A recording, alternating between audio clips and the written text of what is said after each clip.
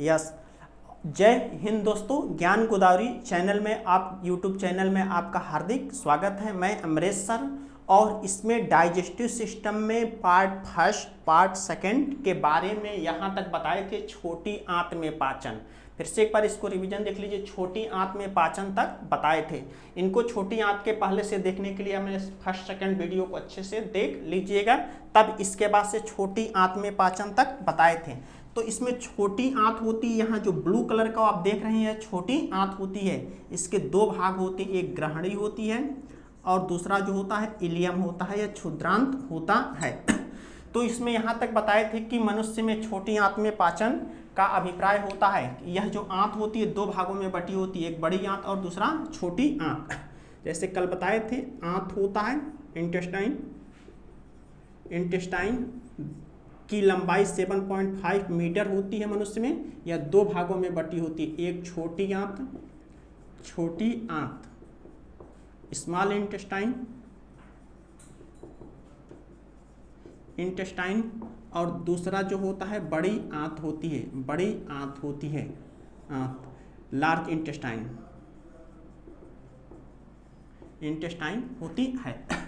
तो इसमें ध्यान दीजिएगा कि आपसे एक बेसिक रूप से जीएस के परिप्रेक्ष्य में क्वेश्चन पूछा जाता है कि मनुष्य में भोजन का पाचन कहाँ प्रारंभ होता है, इसी छोटी आंत में प्रारंभ हो जाता है। आपका सिंपल सा क्वेश्चन होता है। और इस आंत में कौन कौन से रस, ग्रहणी और इलियम, और इसी से बहुत सारे रस होते हैं। यह अग्नाशय होता है, पैंक्रियास होता है, पैंक्रियास, इसको सेकेंड वीडियो में बताए थे। अब यहाँ तक बताए थे कि जब भोजन का पाचन छोटी आंत में संपन्न हो जाता है तो रुधिर में इसका अवशोषण हो जाता है। अब इसी के बाद से यहाँ से अब भोजन सीधे कहाँ जाएगा, बड़ी आंत में पाचन। ये छोटी आंत में पाचन था ए, और बी इसके बाद से हेडिंग डाल लीजिएगा बी, बड़ी आंत में पाचन। बड़ी आंत में पाचन, आंत में पाचन, पाचन। डाइजेशन इन लार्ज इंटेस्टाइन,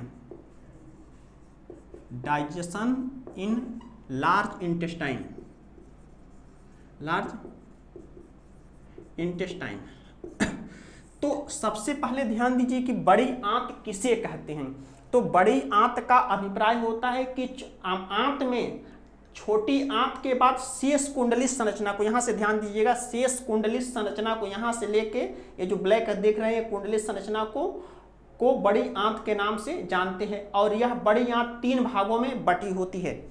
बड़ी आंत होती है तीन भागों में बटी होती है। एक होता है सीकम होता है, सीकम। दूसरा जो होता है कोलेन होता है, कोलेन होता है। और तीसरा जो होता है रेक्टम होता है। यह तीन भागों में बटी होती है, फर्स्ट, सेकेंड और थर्ड। इसकी इंग्लिश भी यही होती है।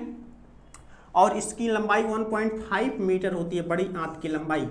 तो ध्यान दीजिएगा सबसे पहला क्वेश्चन कि बड़ी आंत में पाचन की कोई प्रक्रिया नहीं होती है। टू द पॉइंट इसको नोट कर लीजिएगा कि बड़ी आंत में पाचन की कोई प्रक्रिया नहीं होती है। यहाँ पे भोजन के जो अपशिष्ट पदार्थ होते हैं, अपशिष्ट का मतलब होता है जो पचने के बाद जो फूड मटेरियल तो रुधिर में एब्जॉर्ब हो जाते हैं, अब पचने के बाद जो शेष अपशिष्ट पदार्थ होते हैं वह बड़ी आंत में स्थानांतरित कर दिए जाते हैं, या सामान्य शब्दों में कहा दिया जाए कि आगे बढ़ जाते हैं या भेज दिए जाते हैं। तो एक पॉइंट मैंने याद कर लीजिएगा पूरा जीएस के क्वेश्चन में, बड़ी आंत में कोई पाचन की प्रक्रिया नहीं होती है। बड़ी आंत में कोई पाचन की प्रक्रिया नहीं होती है। कोई पाचन की प्रक्रिया नहीं होती है। ध्यान दीजिएगा, नहीं होती है। बड़ी आंत में कोई पाचन की प्रक्रिया नहीं होती है। इसमें भोजन के अपशिष्ट, इसमें भोजन के अपशिष्ट, अपशिष्ट को इंग्लिश में डस्ट रॉ मटेरियल कहते हैं, अपशिष्ट पदार्थ। यानी इसको सामान्य शब्दों में बेकार पदार्थ कहते हैं। बेकार पदार्थ होते हैं या भोजन के जो बेकार भाग होते हैं। और इसी अपशिष्ट पदार्थों में एक विशेष प्रकार की क्रिया होती है, फर्मेंटेशन, किण्वन की प्रक्रिया होती है। किण्वन की प्रक्रिया होती है जिसको इस अपशिष्ट पदार्थों को सरल अपशिष्ट पदार्थों में बदल दिया जाता है। सरल अपशिष्ट पदार्थों में बदल दिया जाता है। अपशिष्ट पदार्थों में बदल दिया जाता है और बदलने के बाद ये सीधे अपशिष्ट पदार्थ क्या होते हैं, इसी रेक्टम में एकत्रित हो जाते हैं और अंत में इन अपशिष्ट पदार्थों को शरीर से बाहर निकाल दिया जाता है रेक्टम के द्वारा। इस प्रकार से मनुष्य में पाचन की प्रक्रिया संपन्न हो जाती है। अब यहाँ से देखिए कि किण्वन, इसको इंग्लिश में फर्मेंटेशन कहते हैं। तो किण्वन किसे कहते हैं? यहाँ से जब भोजन के जो अपशिष्ट पदार्थ यहाँ पे आए, भोजन के अपशिष्ट पदार्थ आए और इसी आंत में विशेष प्रकार के सहजीवी जीवाणु पाए जाते हैं। इस आंत में विशेष प्रकार के सहजीवी जीवाणु पाए जाते हैं। यहाँ पे देखिए सिम्बोसिस बैक्टीरिया पाए जाते हैं, सहजीवी जीवाणु पाए जाते हैं और यही जो सहजीवी जीवाणु होते हैं ये इसे सिम्बोसिस बैक्टीरिया कहते हैं। या भोजन को अपघटित करने के छोटे छोटे भागों में तोड़ते हैं या किण्वन करते हैं। तो यहाँ पे किण्वन की जो सबसे स्पष्ट परिभाषा होती है, सबसे आसान परिभाषा होती है किण्वन किसे कहते हैं कि किसी भी चीज के सड़ने की प्रक्रिया को ही किण्वन या फर्मेंटेशन कहते हैं। और इसके संदर्भ में इस फर्मेंटेशन शब्द का प्रयोग सबसे पहले लुई पाश्चर ने दिया था। 1822 से लेके 1895 में इसको दिया था और उन्होंने बताया कि किण्वन की प्रक्रिया जीवाणुओं के द्वारा संपन्न होती है। इसी के कारण लुई पाश्चर को फादर ऑफ माइक्रोबैक्टीरियोलॉजी यानी सूक्ष्म जैविकी का पिता कहा जाता है। लेकिन जीवाणुओं के संदर्भ में आप देखेंगे कि जीवाणुओं की खोज फादर ऑफ बैक्टीरिया उसके एंटीवान ल्यूवेनहॉफ को कहा जाता है। तो ये जीवाणुओं की बात आगे हम जब बताएंगे, जीवाणु, विषाणु और कवक पढ़ेंगे उसमें बताएंगे। लेकिन अभी तक यही जानिए कि किण्वन की प्रक्रिया किसके द्वारा होती है, सहजीवी जीवाणुओं के द्वारा होती है। और इस प्रक्रिया में क्या होती है, जब किण्वन की प्रक्रिया होती है, जैसे आप कोई चीज आप रख देते हैं, सड़ने लगती है तो उसमें बहुत सारी गैसें निकलती हैं और वही जो गैसें निकलने का अभिप्राय होता है कि उसमें किण्वन की प्रक्रिया संपन्न होती है। तो इसको सिंपल शब्दों में कि किसी भी चीज के सड़ने की प्रक्रिया को किण्वन कहते हैं। यह प्रक्रिया किसके द्वारा होती है, जीवाणुओं के द्वारा होती है। और इस प्रक्रिया में बहुत सारी गैसें निकलती हैं। इस किण्वन की प्रक्रिया में बहुत सारी गैसें निकलती हैं। CO2 होता है, SO2 होता है, NO2 होता है, H2S होता है, CH4 आदि गैसें निकलती हैं। और यही गैसें क्या होती हैं, आपस में आगे क्या होते हैं, इस एनस के द्वारा बाहर निकल जाती हैं। तो इस प्रकार से जो सरल अपशिष्ट पदार्थ होते हैं या जो सरल अपशिष्ट पदार्थ होते हैं रेक्टम में एकत्रित हो जाते हैं और अंत में शरीर से बाहर निकाल दिए जाते हैं। इस प्रकार से मनुष्य में पाचन की प्रक्रिया संपन्न हो जाती है। इस प्रकार से मनुष्य का पूरा पाचन तंत्र संपन्न हो गया। अब यहां से देखिए इस पे अप्लाइड क्वेश्चन, इस डाइजेस्टिव सिस्टम से अप्लाइड क्वेश्चन कैसे पूछे जाते हैं। तो सबसे पहले यकृत के कार्य अभी मैं बताऊंगा, यकृत के कौन कौन से कार्य होते हैं। यकृत लास्ट में बताऊंगा, लीवर के कार्य होते हैं। तो इसमें सबसे पहले ध्यान दीजिएगा, सबसे पहले टू द पॉइंट एक रिमेंबर टू पॉइंट बता दे रहा हूं कि मनुष्य में पाचन की प्रक्रिया कहां संपन्न होती है, इसी मुख गुहा में संपन्न होती है। किस माध्यम में संपन्न होती है, अम्लीय माध्यम में संपन्न होती है। कहां से कहां तक पाचन अम्लीय माध्यम में होता है, तो मुख गुहा से लेकर और आमाशय तक भोजन का पाचन अम्लीय माध्यम में होता है, अम्लीय माध्यम में होता है। इसके बाद से यहाँ से पित्त रस निकलता है, इसको बताए थे, पित्त रस निकलता है और इसका पीएच जो होता है, पीएच होता है 7.5 से 8.6 क्षारीय होता है, जिसके कारण यहाँ से पाचन की प्रक्रिया क्षारीय हो जाती है। तो आगे क्वेश्चन पूछा जाए कि कहाँ तक अम्लीय माध्यम में होता है, तो आमाशय तक अम्लीय माध्यम होता है। उसके बाद से छोटी आंत में भोजन, सबसे इंपॉर्टेंट क्वेश्चन, मनुष्य में भोजन का पाचन छोटी आंत में संपन्न हो जाता है, लेकिन किस माध्यम में संपन्न होता है, तो छोटी आंत में क्षारीय माध्यम में संपन्न होता है। दो क्वेश्चन यहाँ से बनते हैं कि पाचन, मनुष्य में पाचन कहाँ संपन्न होता है, छोटी आंत में संपन्न होता है, और किस माध्यम में संपन्न होता है, तो क्षारीय माध्यम में संपन्न होता है। अब यहां से अप्लाइड दूसरा क्वेश्चन पूछा जाता है, एंजाइमों के बारे में मैंने बता दिया था। अब एंजाइमों के बारे में अब आगे क्वेश्चन पूछा जाता है कि क्या कारण है, कि बहुत ही फेमस आप लोगों का क्वेश्चन है कि क्या कारण है कि मांस को खाने पर वह मांस आसानी से पच जाता है, लेकिन हमारे आहार नाल या मनुष्य का जो पाचन तंत्र होता है वह मांस का ही बना होता है, लेकिन वह डाइजेस्ट नहीं होता है। तो इसका एक सिंपल सा आंसर होता है कि इसी आहार नाल की दीवारों में एक विशेष प्रकार की झिल्ली होती है। इसी आहार नाल की दीवारों में एक विशेष प्रकार की झिल्ली होती है जिसे श्लेष्मक झिल्ली कहते हैं। यह पूरे आहार नाल में मुख गुहा से यह लगी होती है। यहाँ से देखेंगे तो ये मुख गुहा से लगी होती है और ये पूरे क्या होती है, इस पूरे डाइजेस्टिव सिस्टम में ऐसे एक विशेष प्रकार की लेयर होती है, तो इसी को श्लेष्मक झिल्ली कहते हैं। यही पे यही लेयर होती है और जो रेड वाला देख रहे हैं यही श्लेष्मक झिल्ली होती है। इसका नाम होता है श्लेष्मक झिल्ली। श्लेष्मक म्यूकस मेम्ब्रेन होता है, श्लेष्मक झिल्ली होती है और यही जो श्लेष्मक झिल्ली इसको म्यूकस मेम्ब्रेन होता है, जिसके कारण यह पूरे आंत में फैली होती है। पूरे आंत में फैली होती है। यहाँ से अब देखिएगा, यहाँ पे पूरे आंत में लगी होती है, हर पॉइंट पे लगी होती है, जिसके कारण यह म्यूकस मेम्ब्रेन क्या होता है। म्यूकस मेम्ब्रेन का अभिप्राय होता है, इसको सिंपल शब्दों में समझिए, आपकी अंगुली है और अंगुली को ऐसे किसी अम्ल में डालेंगे, अम्ल या क्षार में डालेंगे तो इसकी ऊपरी लेयर क्या हो जाएगी, डैमेज हो जाएगी, क्षतिग्रस्त हो जाएगी।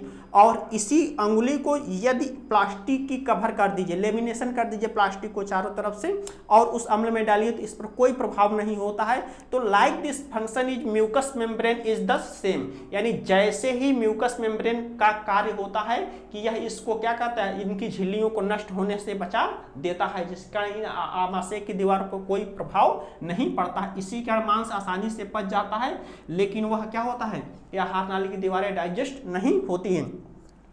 अब यहाँ से आते हैं तो ये जो जीवाणु होते हैं, कभी किसी कारण से यदि शरीर में अंतः परजीवी यदि पहुंच जाते हैं भोजन के साथ, जैसे बैक्टीरिया हुआ, वायरस हुआ, ये तो लाइसोजाइम और क्या होते हैं, पितरस, इसको मारकर नष्ट कर देने का कार्य करता है। लेकिन कुछ अंतः परजीवी जो शरीर में, इसे एंडोपैरासाइट्स कहते हैं। परजीवी मतलब पैरासाइट, परजीवी का अभिप्राय होता है पैरासाइट्स, यानी ऐसे जीव जो दूसरे जीवों पर अपना जीवन यापन करते हैं उसे परजीवी के नाम से जानते हैं। तो यह परजीवी दो प्रकार के होते हैं। बेसिक रूप से डिवाइडेशन होता है, classification of parasites is the two types, first is the ectoparasite and second is the endoparasites, यानी एक होते हैं बाह्य परजीवी और दूसरा होते हैं अंतः परजीवी होते हैं। तो बाह्य परजीवी जो ऐसे निकालते रहते हैं, जू जू जू जू करके निकालते रहते हैं, बहुत सारे पड़ जाते हैं, नाम जानते होंगे, बताने की जरूरत नहीं है आप लोगों को। तो और दूसरी चीजें होती हैं कि अंतः परजीवी जैसे एंट अमीबा हिस्टोलॉटिका हो गया, एंट अमीबा हिस्टोलॉटिका हो गया, या शरीर का फीता क्रीम हो गया। क्या हो गया, फीता क्रीम हो गया, क्रीमी। इसे टेपवर्म कहते हैं, लीवर फ्लूक हो गया, लीवर फ्लूक हो गया। यह अंतः परजीवी होते हैं और अंतः परजीवी के बारे में बहुत ही फेमस परजीवी होता है एंट अमीबा हिस्टोलॉटिका। और एंट अमीबा हिस्टोलॉटिका यदि ये दूषित भोजन या जल के द्वारा यह हमारे शरीर में प्रवेश कर जाता है, जब प्रवेश कर जाता है तो यह आंत और बड़ी आंत में रहता है। लेकिन बड़ी जो छोटी आंत होती है इसमें क्रमानुकुंचन गतियाँ तेजी से होती है, इसलिए आसानी से यहाँ टिक नहीं पाता है, लेकिन रहता जरूर है, लेकिन उसमें उतना कंफर्टेबल नहीं होता है। लेकिन यही जब एंट अमीबा हिस्टोलॉटिका बाह्य बड़ी आंत में प्रवेश कर जाता है तो यह आंत की जो म्यूकस मेम्ब्रेन होती है इसको काट कर खा कर नष्ट कर देता है, यही इसका भोजन होता है। और इसमें बहुत सारी ब्लड वेसल्स होती है, इसके अंदर बहुत सारी ब्लड वेसल्स होती है और यही वेसल्स क्या होती है, जब खा कर नष्ट कर देता है तो यहाँ से ब्लड निकलने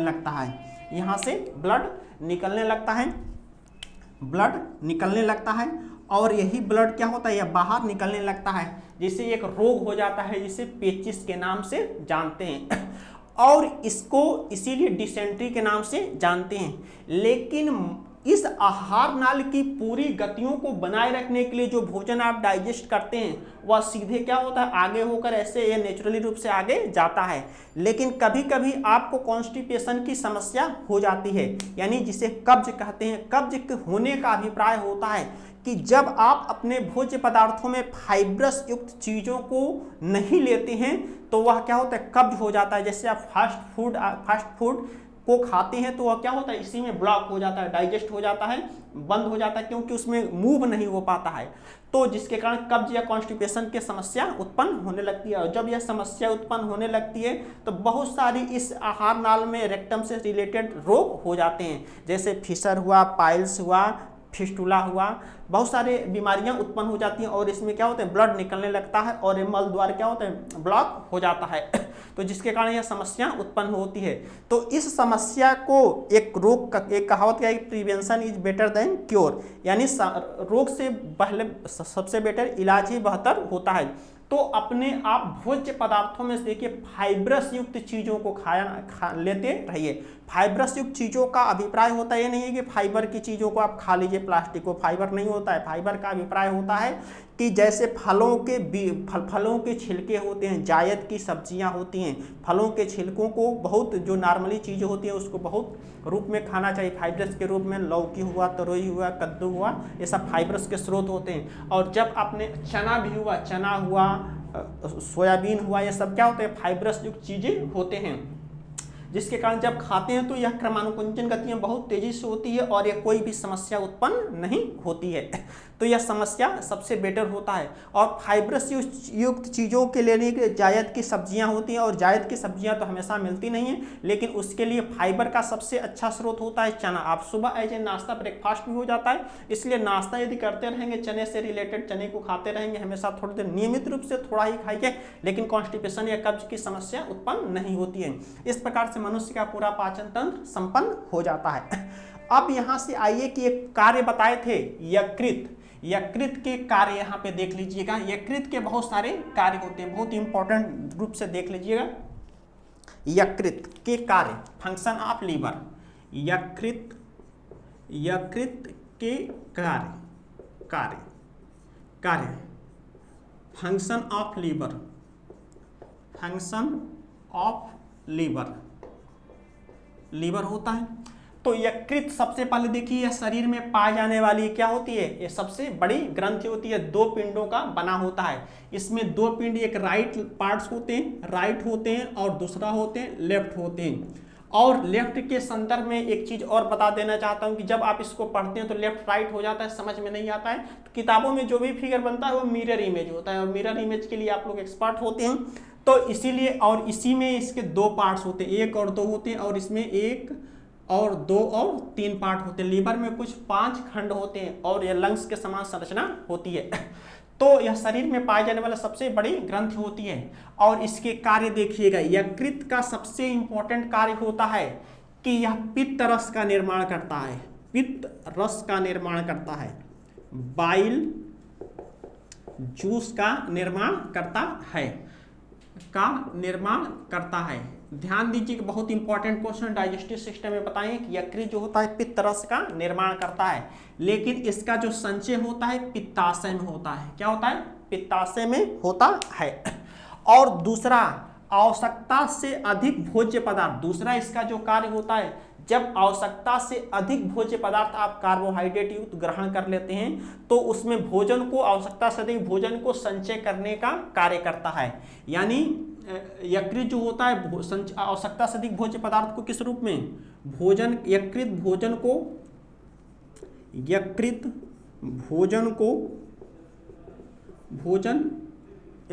आवश्यकता से अधिक भोजन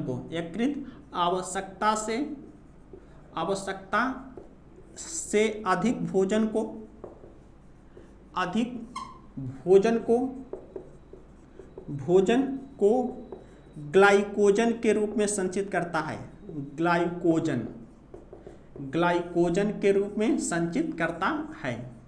ग्लाइकोजन के रूप में संचित करता है। और यही जो भोजन होता है सभी जंतुओं में संचित होने वाला भोज्य पदार्थ, यहाँ ऑब्जेक्टिव से क्वेश्चन पूछा जाता है कि सभी जंतुओं में संचित होने वाला भोज्य पदार्थ ग्लाइकोजन होता है। लेकिन यही क्वेश्चन जब आप पौधों से, प्लांट फिजियोलॉजी के संदर्भ में पूछा जाए कि पौधों में संचित होने वाला भोज्य पदार्थ क्या होता है, मंड या स्टार्च होता है, उसको हम बताए होंगे फर्स्ट इंट्रोडक्शन में। तो यह ग्लाइकोजन होता है, और यह ग्लाइकोजन किस रूप में संचित होता है, ध्यान दीजिएगा। यकृत यहाँ से भोजन का पाचन जब होता है तो इसमें किस रूप में संचित होता है, तो इसमें एक निवाहिका तंत्र होती है, किस के द्वारा संचित होता है? यकृत निवाहिका तंत्र। यह ग्लाइकोजन किस रूप में संचित होता है? यकृत निवाहिका तंत्र होता है, यकृत निवाहिका तंत्र, निवाहिका तंत्र होता है। यदि क्वेश्चन पूछा जाए कि सभी जंतुओं में भोजन किस रूप में संचित होता है, ग्लाइकोजन में यकृत किस रूप में संचित करता है? ग्लाइकोजन के रूप में संचित करता है। और किसके द्वारा संचित करता है? यकृत निवाहिका तंत्र। इसको hepatic portal, hepatic portal, portal system के द्वारा इसका संचय करता है। अब इस चीज को ध्यान दीजिएगा कैसे यह संचित करता है। तो अब यहां से देखिए कि जब इसको बहुत सिंपल शब्दों में ध्यान दीजिएगा, जो ग्लूकोस होता है, ग्लूकोस होता है और किस रूप में संचित कर देता है? ग्लाइकोजन के रूप में संचित कर देता है, ग्लाइकोजन के रूप में संचित कर देता है। तो जिस प्रक्रिया के द्वारा यह संचित करता है उसे ग्लूकोजेनेसिस, उस प्रक्रिया को क्या कहते हैं? ग्लूकोजिनेसिस, जिनेसिस प्रक्रिया कहते हैं। लेकिन जब व्यक्ति के अंदर भोजन की कमी होती है, भूख लगी होती है, तो यही ग्लाइकोजन क्या होता है? पुनः यकृत ग्लूकोज में संचित कर देता है, कन्वर्ट कर देता है, ग्लाइकोनियोजेनेसिस, ग्लाइकोनियोजिनेसिस, जेनेसिस के रूप में संचित कर देता है, जिसके कारण यह प्रक्रिया जो होती है यह एक रिवर्सिबल प्रक्रिया होती है। आवश्यकता से अधिक भोज्य पदार्थ क्या होते हैं? संचित हो जाते हैं।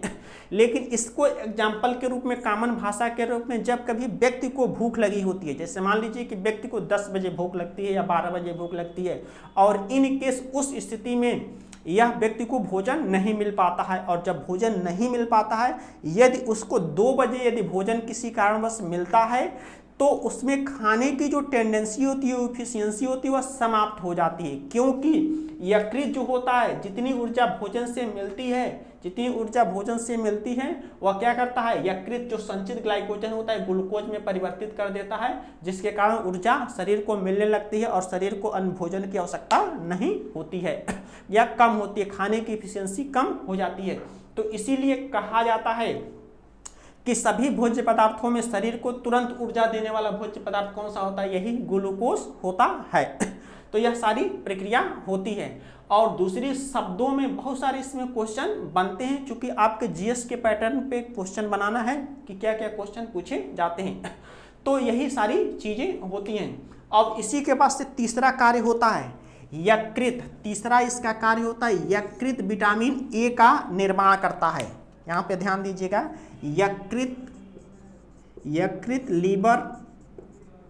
लीवर विटामिन ए का निर्माण करता है, विटामिन ए का निर्माण करता है, ए का निर्माण करता है।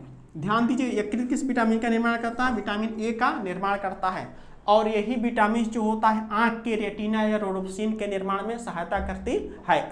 तो इसी के कारण विटामिन ए को दृष्टिवर्धक विटामिन कहते हैं। इसके बारे में और हम डिटेल्स आगे हम बताएंगे जब विटामिन का टॉपिक पढ़ेंगे। तो एक क्वेश्चन, यकृत विटामिन ए का निर्माण करता है और इसके अतिरिक्त तथा विटामिन डी व के का संचय करता है। ध्यान दीजिएगा, यकृत विटामिन ए का निर्माण करता है तथा डी व के का संचय करता है, स्टोरेज करने का कार्य करता है। यह तीनों कार्य बहुत ही इंपॉर्टेंट होते हैं। इसके अतिरिक्त जो चौथा कार्य होता है, यकृत हिपैरिन का निर्माण करता है, हिपैरिन का निर्माण करता है। और यही हिपैरिन जो होती है रुधिर वाहिनियों में रुधिर को जमने से रोकने का कार्य करती है। और इसके बाद से जो पांचवा कार्य होता है कि यकृत जो होता है यह तांबा की निर्माण में कुछ सहायक होते हैं, यानी कॉपर के निर्माण में सहायक होते हैं। इसके अतिरिक्त यह जो होते हैं यकृत जो होते हैं, और इसी से एक रोग हो जाता है, इसी यकृत में एक रोग हो जाता है, पीलिया या जॉन्डिस रोग हो जाता है। क्या होता है? पीलिया या जॉन्डिस। तो एक क्वेश्चन बनता है कि पीलिया रोग किसके कारण होता है? पीलिया, इसको इंग्लिश में जॉन्डिस कहते हैं, पीलिया रोग। तो पीलिया रोग में क्या होता है, इसको और स्पष्ट से देख लीजिएगा इसी यकृत में इसको, तो इसे जॉन्डिस कहते हैं इंग्लिश में। तो पीलिया रोग किसके कारण होता है? सदैव ध्यान दीजिएगा, पीलिया रोग वायरल डिजीज होता है, विषाणुओं के कारण होता है। पीलिया रोग, इसी को जॉन्डिस रोग कहते हैं। और यह पीलिया रोग किसके कारण होता है? विषाणुओं के संक्रमण के कारण, विषाणु, वायरस के संक्रमण के कारण, वायरस VIRUS, वायरस के संक्रमण के कारण होता है।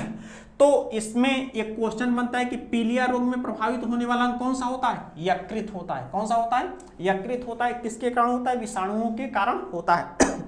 तो पीलिया रोग होता क्या है, इसको संक्षेप में मैं बता दे रहा हूं कि यकृत में दो पिगमेंट पाए जाते हैं बाइल जूस के संदर्भ में, एक बिलिरुबिन और दूसरा बिलिरुबिन पाया जाता है। लेकिन जब यह पित्त रस के आता है तो यह बिलिरुबिन सीधे रुधिर में अवशोषित हो जाता है। लेकिन यकृत जब कार्य करना बंद कर देता है या किसी के कारण इन्फेक्शन हो जाता है तो यही जो बिलिरुबिन होती है हमारे पूरे शरीर में फैल जाती है, हमारे पूरे शरीर में फैल जाती है, जिसके कारण क्या होता है? एक रोग हो जाता है, पीलिया रोग कहते हैं। और जब बिलिरुबिन की मात्रा रुधिर में अधिक हो जाती है तो शरीर की कोशिकाएं क्या होती हैं? उस अवशोषित हुए भोजन का उपयोग नहीं कर पाती, जिससे वीकनेस होने लगती है और व्यक्ति की मृत्यु हो जाती है। लेकिन जब यकृत सही रूप से कार्य करता है, इस ब्लड को फिल्टर करके क्या करता है? पुनः यह मल के द्वारा बाहर निकाल देता है, जिसके कारण यह पीलिया रोग नहीं होने पाता है। तो एक क्वेश्चन बनता है, इसको डीजीज में पढ़ेंगे, पीलिया रोग किसके कारण होता है? विषाणु के कारण होता है। और यह प्रभावित होने वाला रोग कौन सा होता है? यकृत होता है। और इसी यकृत में हेपेटाइटिस ए होता है, हेपेटाइटिस बी होता है, हेपेटाइटिस सी होता है। तो यह अन्य रोग होते हैं। इन रोगों की चर्चा जब आप डिजीज पढ़ेंगे, जीवाणु विषाणु से संबंधित रोग पढ़ेंगे, वहां पे मैं इसको बताऊंगा। तो इस प्रकार से आपके डाइजेस्टिव सिस्टम के अंतर्गत सारी चीजें समाप्त हो गई। और इस प्रकार से मनुष्य के पाचन तंत्र में पहला जो फिजियोलॉजी होती है कि पाचन, यानी पाचन तंत्र, और जो भी पढ़ना है मनुष्य के संदर्भ में पढ़ना है। और इसके बाद से पाचन को पूरा देखने के लिए पार्ट 1, पार्ट 2 और पार्ट 3 वीडियो को देख लीजिएगा, तो पूरी चीज़ें स्पष्ट हो जाएंगी। Thank you. ओके।